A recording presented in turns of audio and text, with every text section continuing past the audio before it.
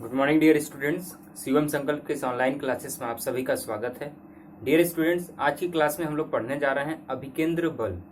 ठीक, हमारे प्रकृति में हमने बहुत सारे बल देखे कि घर्षण बल होता है, चुंबकीय बल होता है, वैद्युत बल होता है, नाभिकीय बल होता है, खिंचाव बल होता है और गुरुत्वाकर्षण बल होता है।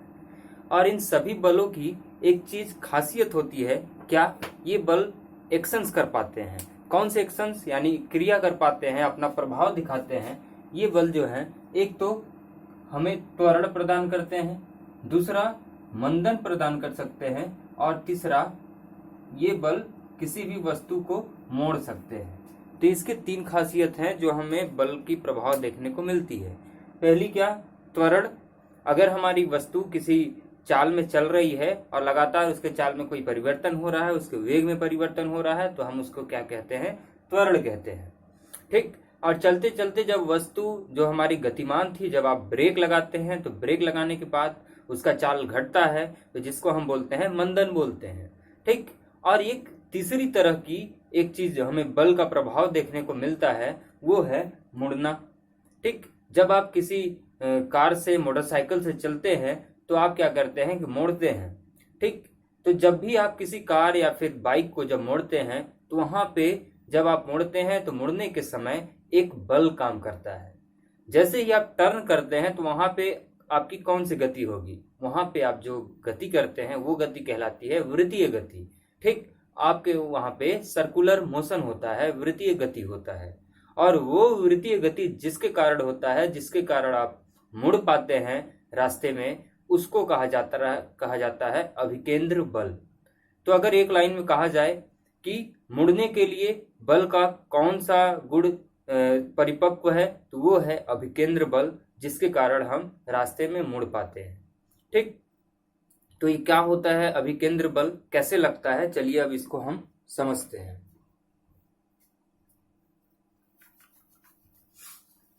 देखिए, ये अभिकेंद्र बल क्या होता है। जैसे कि मान लीजिए ये आप ऐसे चल रहे थे कुछ वेग के साथ, और वो वेग हमने कहा ये कितना है, v। ठीक, v वेग के साथ आप रास्ते में सीधे चल रहे थे। अब हुआ क्या कि आपने टर्न किया और आपकी टर्न लेके मुड़ के आपका वेग किस दिशा में हो गया, इस दिशा में हो गया। हमने कहा ये कितना हो गया, v2।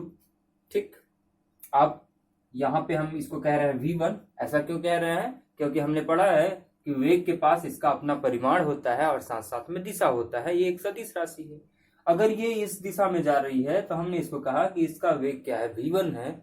और जैसे ही आपने टर्न लिया, मुड़ गए रास्ते में, तो इसका वेग बदल गया, इसकी दिशा बदल गई, आप इधर आने लगे, तो हमने कहा ये कितना है, v2 है। ठीक, तो आप यहां से यहां जो टर्न किए हैं तो यहां पे देखिए एक कर्व बनेगा ऐसा। ठीक, एक यहाँ पे कर्व बनेगा जिसको आप बोल सकते हैं वक्र बनेगा। ठीक, अगर यहाँ पे वक्र बन रहा है, ऐसा एक टर्निंग बन रहा है, तो हम कह सकते हैं कि यहाँ पे कैसी गति हो रही है, यहाँ पे वृत्तीय गति हो रही है। किसके द्वारा, वस्तु के द्वारा या फिर पिंड के द्वारा। ठीक, अगर इसकी गति जो हमारी यहाँ पे वृत्तीय गति हो रहा है, अगर यही ऐसा वक्र, ये जो ऐसा बन रहा है, ये कैसा बनाता है, दरअसल ये हमारा वृत्तीय गति हो रहा है तो ये हमारा एक ऐसा सर्कुलर बना लेता है, ऐसा वृत्त बना लेता है। ठीक, पूरा टर्निंग को आप जब कंप्लीट करेंगे, ये जो आपने आधी टर्निंग किया था, अगर आप इसको कंप्लीट करेंगे, मैग्नीफाई करेंगे, तो ये कैसा हमें एक शेप बना लेगा, एक सर्कल की बना लेगा, एक वृत्त बना लेगा। जिसलिए हम बोल रहे हैं कि ये कैसी गति है, वृत्तीय गति है। ठीक, अगर यहाँ पे वृत्त नहीं बनता तब ये कैसी गति हो जाती, तब ये गति हमने पढ़ा है पिछले चैप्टर में शायद, कि प्रक्षेप्य गति हो जाता है यहाँ पे। लेकिन यहाँ पे अगर वृत्त बन जा रहा है तो हम कह रहे हैं कि वस्तु कैसी गति कर रही है, वृत्तीय गति कर रही है। ठीक, वृत्तीय गति हो रहा है। इतनी बात समझ में आई। तो ये क्या है, हमारा मोड़ है जहां पे हमने मुड़ा है। तो अब हमें समझना है कि यहाँ पे जब हम मुड़ते हैं, टर्निंग करते हैं, जिसमें अगर वृत्तीय गति हो रहा है, तो अभिकेंद्र बल कैसे लगता है। तो ये जो अभिकेंद्र बल होता है ये कैसे लगता है, ये दरअसल इस पे आप जैसे जैसे फोर्स लगाते जाते हैं तो ये वृत्त बनाते जाता है। ठीक, जैसे कि ये हमारे पास मार्कर है।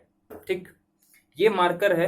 आप जब ये मार्कर अभी कोई भी वेग में है, किसी भी वेग से ऐसे चल रहा था, ठीक, ऐसे चल रहा है, आपने यहाँ पे इसके लंबवत ध्यान दीजिएगा, फोर्स कैसा लगाएंगे हम, बल कैसा लगाएंगे, इसके लंबवत। तो जब आप इसके लंबवत बल लगाएंगे तो ये ऐसे हो जाएगा, मुड़ गया। ठीक, और फिर इधर से जब आप फिर ऐसे बल लगा रहे हैं लंबवत, तो फिर ये ऐसे मुड़ के हो गया। फिर बल लगाएंगे आप तो ऐसे मुड़ेगा, फिर बल लगाएंगे तो ऐसे मुड़ेगा, और ये पूरा मुड़ के एक कैसा बना लेगा, एक वृत्त बना लेगा। और ये वृत्त कब बनता है, जब इसके चाल के, इसके वेग के आप लंबवत बल लगाते हैं। तो जैसे जैसे आप किसी वस्तु के, किसी पिंड के वेग के लंबवत आप बल लगाते चले जाएंगे, लंबवत का मतलब आप समझ रहे होंगे, 90 डिग्री पे आप बल लगाते चले जाएंगे तो वस्तु मुड़ती चले जाएगी, मुड़ती चली जाएगी, मुड़ती चली जाएगी, और फाइनली क्या बना लेगी, वो एक वृत्तीय गति बना लेगी, एक वृत्त बना लेगी। तो ये जो बल हम लगा रहे थे उसकी दिशा हमेशा और हमेशा रहेगा उस वृत्त के केंद्र की ओर, उस वृत्तीय गति के केंद्र की ओर, जिसको हम बोलते हैं अभिकेंद्र बल। ठीक, देखिए क्या होगा, ये हमारे पास कोई वस्तु है, इधर ऐसे किसी वेग के साथ ऐसे चल रही थी, और ये इसका वेग है अभी v। ठीक, अब हमने क्या किया, हमने यहाँ पे एक बल लगाया, इसके लंबवत बल लगाया, जिसकी दिशा किधर होगी, केंद्र की ओर होगी। कितना बल लगाया आपने, F लगाया। ठीक, तो जैसे जैसे आप बल लगाते चले जाएंगे तो आप पाएंगे ये वस्तु एकदम ऐसा एक वृत्त बना लेगा। ठीक, अगर ये हमारा एक वृत्त बन जा रहा है तो इसका कुछ न कुछ केंद्र होगा। हमने कहा कि ये इसका केंद्र है। ठीक, ये इसका केंद्र है। तो यहाँ पे वस्तु ऐसे जा रही थी, तो आपने बल लगाया तो ये वस्तु फिर से मुड़ के कैसे हो जाएगी, ऐसे हो जाएगी v वेग के साथ, और इसके बल की दिशा किधर, इसके केंद्र की ओर, अगेन F। ठीक, फिर वस्तु अब ये सीधे जाना चाहेगी, तो ये वस्तु सीधे जाना चाहेगी, आप और टर्न कराना चाह रहे हैं, तब यहाँ पे फिर से आप बल लगा देंगे तो ये वस्तु मुड़ के फिर ऐसा हो जाएगी। यहाँ पे जो भी बल लगाएंगे वो फिर किस डायरेक्शन में, इस केंद्र की ओर लगेगा। ठीक, फिर ये वस्तु इधर जाना चाह रही है ऐसे, तो आपने फिर से बल लगाया और इसको केंद्र की ओर 90 डिग्री पे बल लगाया लंबवत इधर, तो ये क्या हो जाएगा, फिर मुड़ जाएगा, और ऐसे मुड़ते मुड़ते ये क्या बना लेता है, एक पूरा वृत्त बना लेता है, एक सर्कल बना लेता है। और जो भी बल हम लगाते हैं वो वेग के हमेशा लंबवत लगेगा, और बल की दिशा हमेशा केंद्र की ओर होता है, इसीलिए हम उसको कहते हैं अभिकेंद्र बल। ठीक, इतनी बात समझ में आई। तो अब इसकी हम परिभाषा लिख लेते हैं 2 लाइन की, कि क्या होता है अभिकेंद्र बल।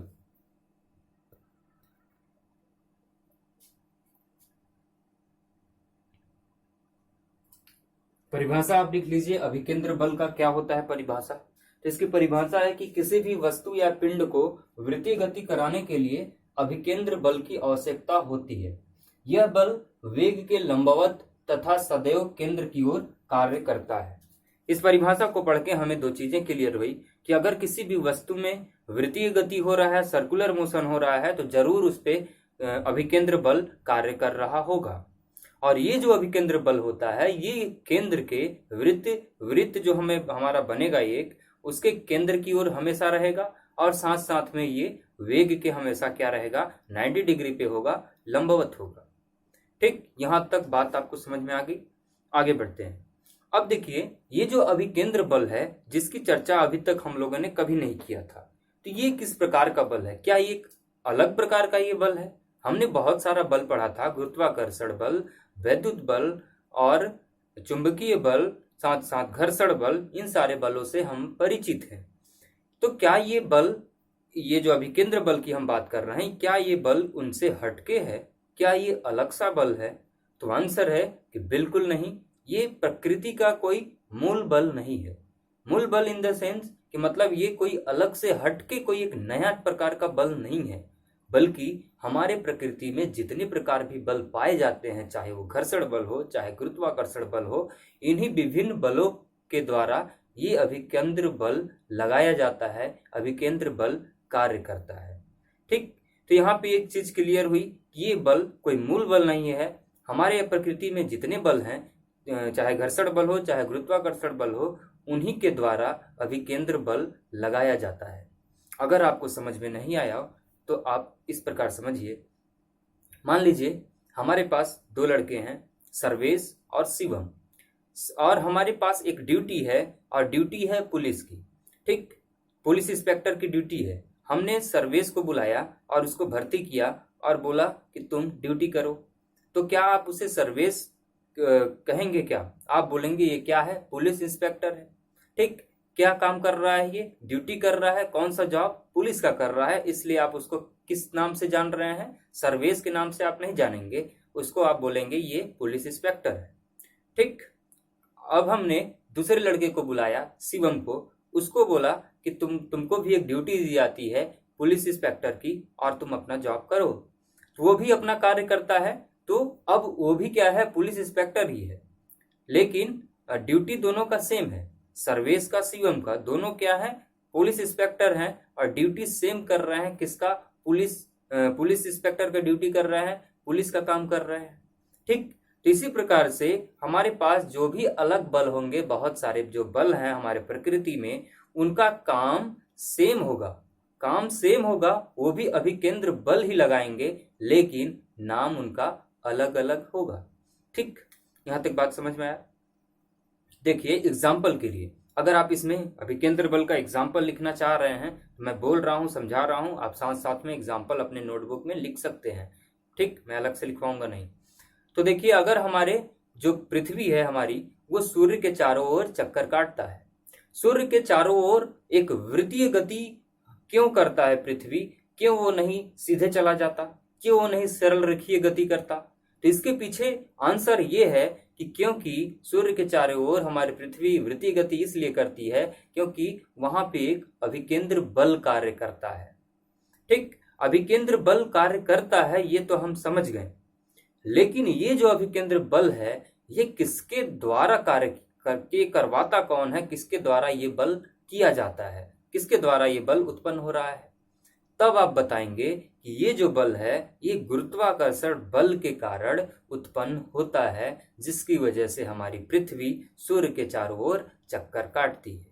ठीक, एक दूसरा एग्जाम्पल, हमारा जो एक नाभिक होता है, हमें पता है कि नाभिक में इलेक्ट्रॉन्स प्रोटॉन्स मौजूद होते हैं, और जो इलेक्ट्रॉन्स होते हैं वो नाभिक के चारों ओर गति करने के लिए मुक्त होते हैं। तो ये हमारे पास एक नाभिक है, और हम देखते हैं कि इलेक्ट्रॉन्स जो होते हैं, ऋण आवेश जो होते हैं, इस नाभिक के चारों ओर ऐसे वृत्तीय गति कक्ष में करते रहते हैं। तो ये वृत्तीय गति क्यों करते हैं? तो हमारा आंसर है कि इसमें एक अभिकेंद्र बल कार्य करता है, जिसकी वजह से ये करते हैं। और ये अभिकेंद्र बल करवाता कौन है? कौन इसके लिए रिस्पॉन्सिबल है? तो इसके लिए रिस्पॉन्सिबल है वैद्युत बल। वैद्युत बल की वजह से ये अभिकेंद्र बल कार्य करता है। ठीक, तो हम यहाँ पे देख पा रहे हैं कि नाम अलग अलग हैं, हमारे प्रकृति के बल अलग अलग हैं। ठीक, लेकिन सब काम एक ही करवा रहे हैं। क्या? अभिकेंद्र बल का। यदि हमारी वस्तु, हमारी पिंड अगर वृत्तीय गति कर रही है तो। ठीक, एक दूसरा एग्जांपल देखते हैं। जब हमारी गाड़ी मोड़ पे टर्न करती है, मुड़ती है, तो वहां पे भी अभिकेंद्र बल कार्य करता है, जिसकी वजह से हम टर्निंग पे आसानी से गाड़ी को मोड़ लेते हैं। अब ये जो अभिकेंद्र बल यहाँ पे कार्य हो रहा है, ये कौन करवा रहा है? तो यहाँ पे ना तो गुरुत्वाकर्षण करवा रहा है, ना तो वैद्युत बल कार्य करवा रहा है, बल्कि यहाँ पे कौन सा बल कार्य करवा रहा है? यहाँ पे हम उसको घर्षण बल बोलते हैं, जिसकी वजह से हमारी गाड़ी मोड़ पे वृत्तीय गति करके मुड़ जाती है। ठीक, इतनी बात समझ में आई? तो ये थे एग्जाम्पल्स अभिकेंद्र बल के। अब इसके बाद हम गणना करते हैं इस अभिकेंद्र बल की, इसकी मात्रा कितनी होती है, इसकी क्वांटिटी क्या होती है।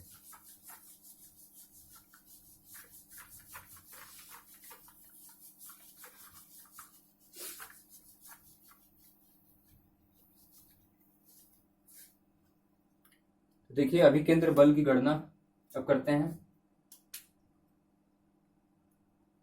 इसकी गणना करते हैं कि क्या होगा अभिकेंद्र बल। तो हमें पता है एक सिंपल फार्मूला बल का, कि बल बराबर क्या होता है, बल बराबर होता है द्रव्यमान मल्टीप्लाई वेग। ठीक, अरे वेग नहीं, त्वरण, F = m में। ठीक, न्यूटन का द्वितीय नियम के अनुसार द्रव्यमान गुणे त्वरण। ठीक,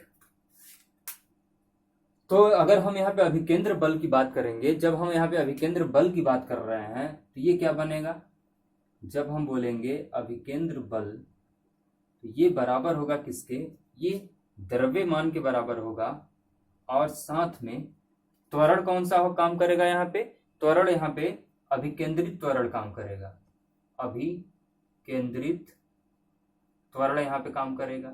अभिकेंद्रित त्वरण के बारे में आप परिचित हैं, जब हम सर्कुलर मोशन पढ़ रहे थे, वृत्तीय गति पढ़ रहे थे। ठीक, आपको याद आ रहा होगा तो यहाँ पे हम इसको डिनोट कर लेते हैं FC से, क्योंकि इसको सेंट्रीपिटल फोर्स बोला जाता है, इसलिए हमने यहाँ पे C डिनोट कर दिया समझने के लिए केवल। द्रव्यमान को M, ठीक, इंटू अभिकेंद्रित त्वरण को हम दर्शाएंगे A से, और हमें पता है कि अभिकेंद्रित त्वरण वृत्तीय गति के लिए होता है A बराबर v²/r, इससे आप परिचित हैं। तो FC बराबर कितना हो जाएगा, m इंटू v²/r। तो यही हमारे पास फार्मूला आया, FC बराबर mv²/r। किसी भी अभिकेंद्र बल का फार्मूला क्या आप बताएंगे, mv²/r। ठीक, इसी चीज को अगर आप थोड़ा सा और अच्छे से लिखना चाह रहे हैं ओमेगा के फॉर्म में, तो ओमेगा के फॉर्म में भी इसको लिख सकते हैं। ठीक, कैसे लिखेंगे, तो अगर आप इसी को और चेंज करना चाह रहे हैं तो ऐसा भी लिख सकते हैं कि हमें पता है कि v बराबर कितना होता है, v बराबर ओमेगा इंटू आर होता है, हमने पढ़ा था, ऐसा पढ़ा था ना। तो यहाँ पे वैल्यू पुट अगर कर देंगे आप ओमेगा आर की, तो ओमेगा स्क्वायर हो जाएगा, यहाँ पे आर का स्क्वायर, आर एक कैंसिल हो जाएगा, तो ये आ जाता है एम आर, एक आर बच जाएगा, एम आर ओमेगा स्क्वायर। दोनों फार्मूले सही है अपनी अपनी जगह पे। यदि आपको वेलोसिटी के रिस्पेक्ट में बताना होगा, वेग के रिस्पेक्ट में अभिकेंद्र बल, तो आप बताएंगे mv²/r। जब आपको ओमेगा के फॉर्म में यानी कोणीय वेग के फॉर्म में फार्मूले को बताना होगा तो आप बताएंगे mr omega square. Omega for omega क्या है, कोणीय वेग है, r क्या है, त्रिज्या है, और v क्या है, वेग है, m द्रव्यमान। ठीक, तो ये था अभिकेंद्र बल। अभिकेंद्र बल एक बहुत ही विस्तृत टॉपिक है, अभी ये हमारा समाप्त नहीं हुआ है, इसको अभी हम थोड़ा सा और पढ़ेंगे। ठीक, यही चलेगा, अब लगभग यही आपके इस चैप्टर का आखिरी पॉइंट भी रहेंगे।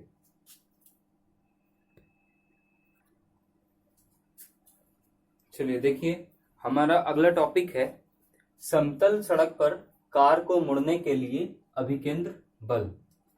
हमारे लाइफ में बहुत सारे टर्निंग पॉइंट आते हैं। ठीक, अब वो वाले टर्निंग पॉइंट मत समझ लीजिएगा, जीवन वाला। ठीक, जीवन वाले टर्निंग पॉइंट की हम बात नहीं कर रहे हैं, वो तो लगा रहेगा, आगे बढ़ते रहिए, आता रहेगा टर्निंग पॉइंट।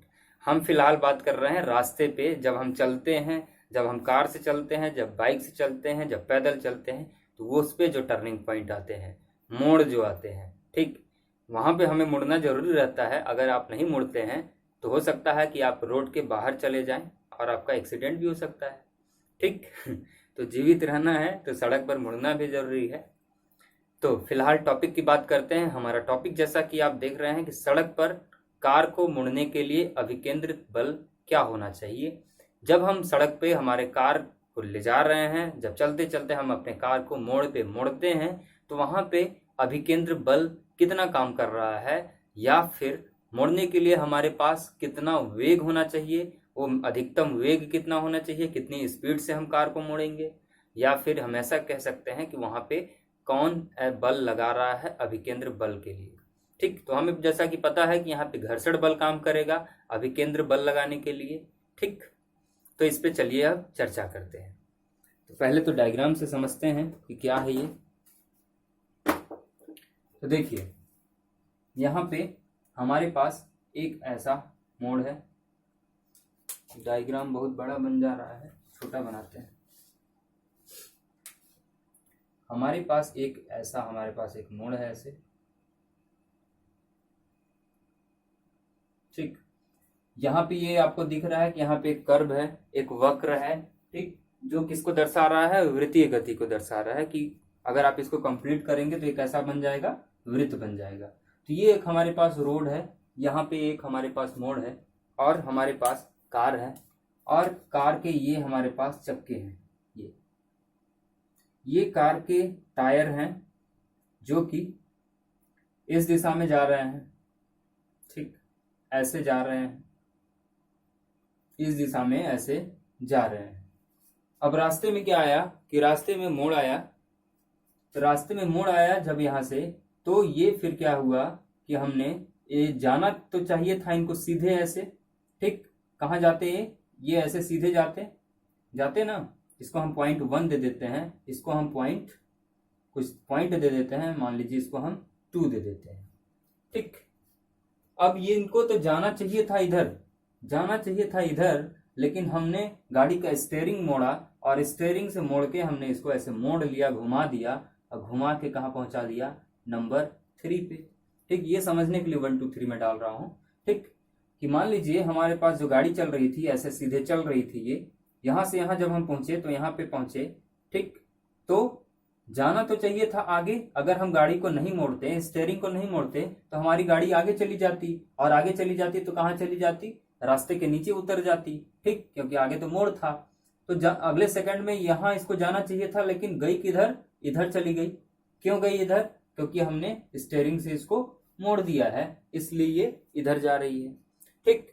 तो यहाँ पे अब हमें देखिए, अब यहाँ पे क्या होगा कि यहाँ पे ये वाला जो इधर जा रही है गाड़ी, ये चाहेगा कि इधर की ओर जाए, किधर की ओर जाए, 2 के तरफ, इसके तरफ ये फिसलना चाहेगा।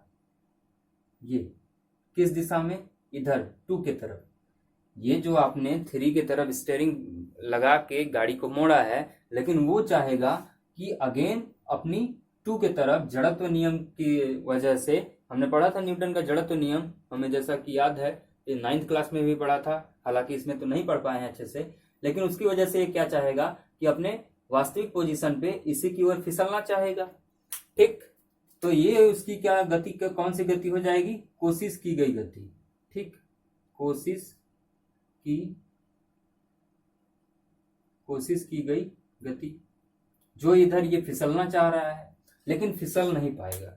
फिसल क्यों नहीं पाएगा, क्योंकि इसके विपरीत एक विरोधी बल काम कर रहा होगा, और उसी विरोधी बल को हम किस नाम से जानते हैं, उसी को हम बोलते हैं घर्षण बल, ठीक। इसके विरोध में एक घर्षण बल केंद्र की ओर काम कर रहा होगा, जिसको हम बोल रहे हैं Fs, जिसकी वजह से हमारी गाड़ी फिसल के ये वापस इधर नंबर 2 पे नहीं जा पाएगी। जिधर वो कोशिश कर रही है फिसलने के लिए, जाने के लिए, उधर नहीं जा पाएगी, क्योंकि इसके विपरीत में एक प्रतिक्रिया बल, एक विरोधी बल काम कर रहा है, और उस बल का नाम है घर्षण बल, ठीक, जो कि उसको जाने नहीं दे रहा है। इसके पास बहुत सारे वेग होंगे, जैसे कि यहाँ पे v1 होगा, जिस वेग से ये हमारी गाड़ी आगे जा रही थी, ठीक, और इधर जब मुड़ गई तो इधर भी कुछ वेग होगा, जिसको हम बोल दे रहे हैं v2, तो आगे भी जाएगी। अगर आगे भी जा रही है तो एक फ्रिक्शन यहाँ पे और एक घर्षण और काम कर रहा होगा, क्या, Fk, ठीक, जिसको हम बोलते हैं गतिज घर्षण। अगर कोई वस्तु गतिमान है तो उसमें गतिज घर्षण काम कर रहा होगा, वरना वो गति करेगी ही नहीं, ठीक, रुकी रहती। तो अगर ये चल भी रही है और मुड़ भी रही है, तो जब मुड़ते समय, जब मुड़ रही है गाड़ी हमारी, तो इसके विपरीत जो कोशिश की गई गति, जो फिसलने वाली गति है, उसके विपरीत जो घर्षण काम कर रहा है, वो क्या है, कौन सा, ये वाला घर्षण Fs, ठीक। लेकिन आगे की ओर भी जा रही है, तो गतिमान भी है, तो गतिमान के लिए जो घर्षण जिम्मेदार है वो है Fk, जिसको हम बोलेंगे गतिज घर्षण। तो जितनी बातें आप सुने हैं उसी को आपको थोड़ा सा लिखना पड़ेगा थ्योरेटिकल में, ताकि आप जब एग्जाम में आए तो लिख सकेंगे।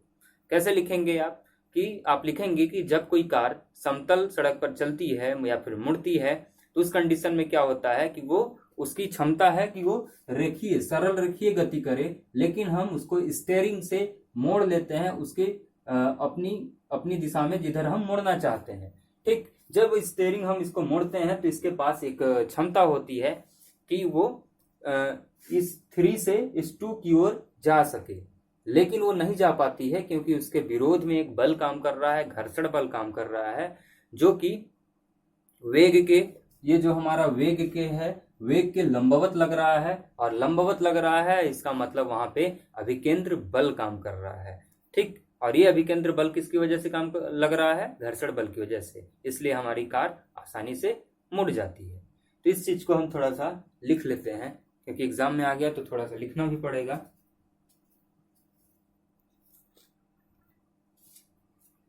देखिए मैं पढ़ दे रहा हूं एक बार क्या लिखा हुआ है। जब कोई कार समतल सड़क पर मुड़ती है तो वह सरल रेखीय गति करना चाहती है, सरल रेखीय करना चाहती है, लेकिन स्टीयरिंग से उसे मोड़ देते हैं 2 से 3 की तरफ। 2 की तरफ जाना चाह रही थी, लेकिन हमने उसको 2 से 3 की तरफ हमने स्टीयरिंग की मदद से मोड़ दिया।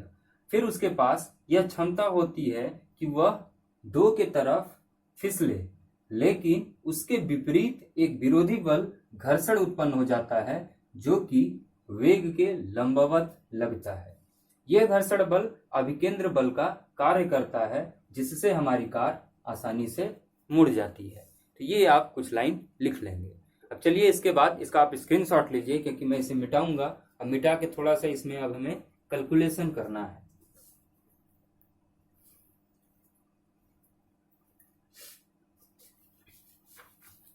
अब इसमें थोड़ा सा कैलकुलेशन कर लेते हैं।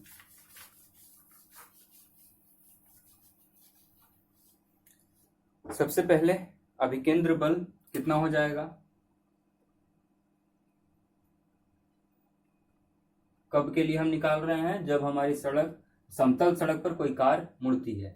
तो अभिकेंद्र बल यहाँ पे कौन काम कर रहा है? एफएस काम कर रहा है, घर्षण काम कर रहा है।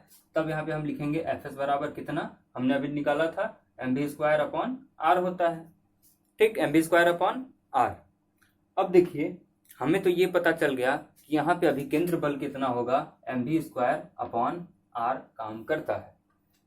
अब आप क्या कर रहे हैं? आप रास्ते में जब चलते हैं तो आप पहले दिन जब गए, एक नया मोड़ था आपके पास, तो आप स्पीड को कम करके मोड़ के चले गए।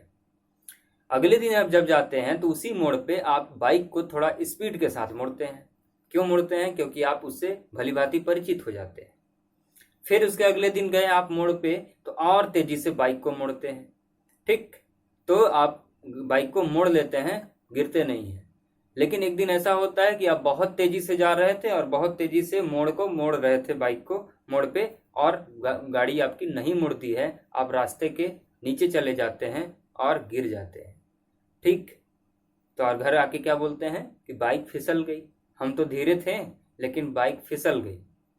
तो बाइक अपने से नहीं फिसली है बेटा, बाइक इसलिए फिसली क्योंकि वहां पे जो आपका जो स्पीड था इतना ज्यादा था कि वहां पे जो घर्षण बल था वो उतना काम नहीं कर पाया जितना कि आप उसको करना चाहिए था उसको मोड़ने के लिए। तो जो घर्षण बल था वहां पे आपको धोखा दे दिया। धोखा क्यों दिया? क्योंकि वहां पे एक लिमिट थी उसकी, उस स्पीड की लिमिट थी कि जिस वेग तक, जिस भी तक वो आपका साथ दे सके, जिस वेग तक आपके टायर को वो बचा के रखे रोड के साथ मोड़ सके घर्षण करके।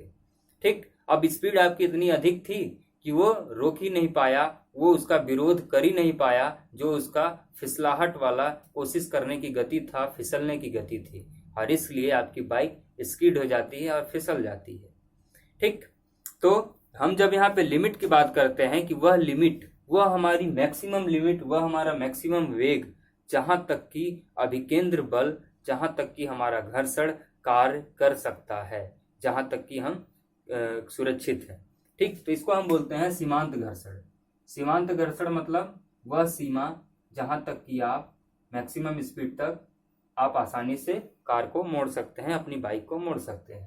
तो यहाँ पे क्या हो जाएगा, ये mv²/r, लेकिन किस किस के लिए हम कर रहे हैं? सीमांत घर्षण। इस v को आप यहाँ पे लिखेंगे मैक्स। मैक्स का मतलब मैक्सिमम स्पीड, मैक्सिमम वेग। ठीक, जहां तक ये फ्रिक्शन यानी घर्षण कार्य करेगा अभिकेंद्र बल लगाने का। ठीक, इतनी बात समझ में आई। अब हमें पता है कि Fs बराबर कितना होता है, μs। μs क्या है? घर्षण गुणांक है, हमें पता है ये कितना होता है, μs/r। ठीक, ये घर्षण गुणांक है। तो ये आर के बराबर हमें पता है कि आर क्या है, प्रतिक्रिया बल होता है। ठीक, अभिलंब प्रतिक्रिया जिसको हम बोलते हैं, ये गुरुत्वीय जो बल लगता है नीचे की ओर mg, उसके बराबर होता है। तो इसी चीज को हम लिख सकते हैं म्यू एस एम जी। ठीक, म्यू एस एम जी। तो अब यहाँ पे क्या होगा कि अब इन दोनों को आप बराबर कर दीजिए, सीमांत घर्षण, और इसको बराबर कर दीजिए। तो ये आ जाएगा आपका m v square max upon r. हम बराबर क्यों कर रहे हैं? बराबर हम इसलिए कर रहे हैं क्योंकि हम ये स्पीड जानना चाहते हैं कि किस स्पीड तक हम आसानी से मोड़ पे अपने गाड़ी को मोड़ सकते हैं। ठीक, m v square max upon r mu s m g. क्या कुछ कट रहा है? तो बिल्कुल कट रहा है। ये एम एम कट जाएगा और हमें चाहिए वी स्क्वायर मैक्स। ये कितना हो जाएगा? ये हो जाएगा आपका वी मैक्स, मैक्स का मतलब अधिकतम वेग, अधिकतम स्पीड आपकी, म्यू एस, इधर से बचा है जी, और क्या बचा है? ये ऊपर जाके मल्टीप्लाई करेगा तो आर, यहाँ पे स्क्वायर था तो ये हो जाएगा स्क्वायर रूट। तो ये आ गया हमारे पास फार्मूला कि वह मैक्सिमम वेग, वह मैक्सिमम चाल जहां तक कि ये फ्रिक्शन यानी घर्षण बल काम करेगा और जहां तक कि आप सुरक्षित हैं। ठीक, तो ये जो हमारा v आया है, वेग आया है, वो किस किस पे डिपेंड करता है? वो म्यू एस पे डिपेंड करेगा, g पे डिपेंड करेगा और r पे। ये सारी चीजें क्या हैं आपको पता है। r क्या है? त्रिज्या है, g गुरुत्वीय त्वरण है, और साथ में म्यू एस क्या है? गुणांक है। ठीक, घर्षण गुणांक है। तो देखिए r, अगर आपको स्पीड को मैक्सिमम रखना है, अगर आपको स्पीड तेजी से किसी मोड़ को आपको टर्न करना है तेजी से, तो तेजी से जब आप टर्न करते हैं गाड़ी को, तो आपको रेडियस यानी त्रिज्या ज्यादा लेकर चलना पड़ेगा। ठीक, अगर त्रिज्या आप ज्यादा लेके चलेंगे तो आप आसानी से मोड़ को मोड़ सकते हैं। अगर वहीं पे अगर रेडियस यानी मोड़ की जो त्रिज्या है वो काफी छोटा है, सकरा है, ठीक, तब आपको स्पीड अपनी बाइक की कम करनी होती है। ठीक, तो अगर आपको मैक्सिमम स्पीड पे मोड़ पे तेजी से मोड़ना है तो इसका मतलब आपको त्रिज्या ज्यादा लेके चलना पड़ेगा। त्रिज्या आप बढ़ा के चलेंगे ताकि आप गिरे ना, ताकि आप फिसले ना, क्योंकि जो हमारा वी मैक्स है वो डिपेंड करता है किस पे? आर पे। ठीक, और वहीं अगर छोटा सा मोड़ है तो आपको स्पीड को अपने कम करना पड़ेगा। ठीक, दूसरा चीज है ये म्यू एस यानी घर्षण गुणांक पे डिपेंड करता है। घर्षण गुणांक पे इसलिए डिपेंड करता है क्योंकि जैसे कि आप किसी वेग के साथ चल रहे थे, एक दिन आप जा रहे थे उसी रास्ते में 40 किलोमीटर पर आवर की रफ्तार से, दूसरे दिन क्या हुआ कि रास्ते में कुछ गिर गया था। ठीक, तेल गिर गया था। तो तेल जब रास्ते में गिर गया तो वहां पे क्या हुआ कि जो घर्षण